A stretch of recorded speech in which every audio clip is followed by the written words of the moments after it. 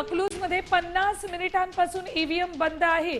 अकलूजमध्ये 50 मिनिटं झालेत, ईव्हीएम मध्ये तांत्रिक बिघाड झालाय, त्यामुळे ते बंद आहे आणि मतदान त्यामुळे थांबलं आहे। अमरावतीतल्या चांदूर रेल्वेनंतर आता अकलूजमध्ये सुद्धा 50 मिनिटांपासून ईव्हीएम बंद आहे,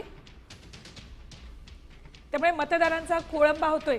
सोलापूर जिल्ह्यातला अकलूज मधला सगळा प्रकार आहे। आपण बघतो जवळपास पाऊण तासापासून मतदान प्रक्रिया ही खोळंबलेली आहे। ईव्हीएम मशीन बंद पडल्या। राज्यामध्ये अनेक ठिकाणी ईव्हीएम मशीन बंद पडल्याचे प्रकार घडलेले आहेत सकाळपासून।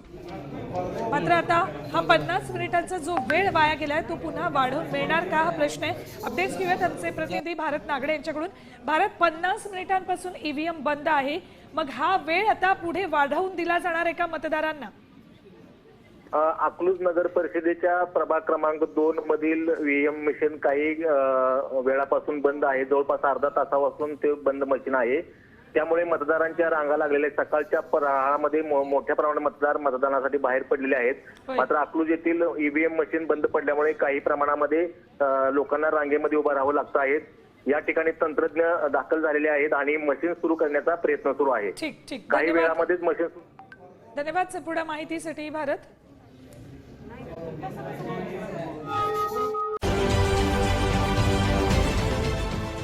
देश विदेशातील प्रत्येक घडामोडींचे लाईव्ह अपडेट मिळवण्यासाठी आता साम टीव्हीच्या सर्व सोशल मीडिया प्लॅटफॉर्मला लाईक, फॉलो आणि सबस्क्राईब करा।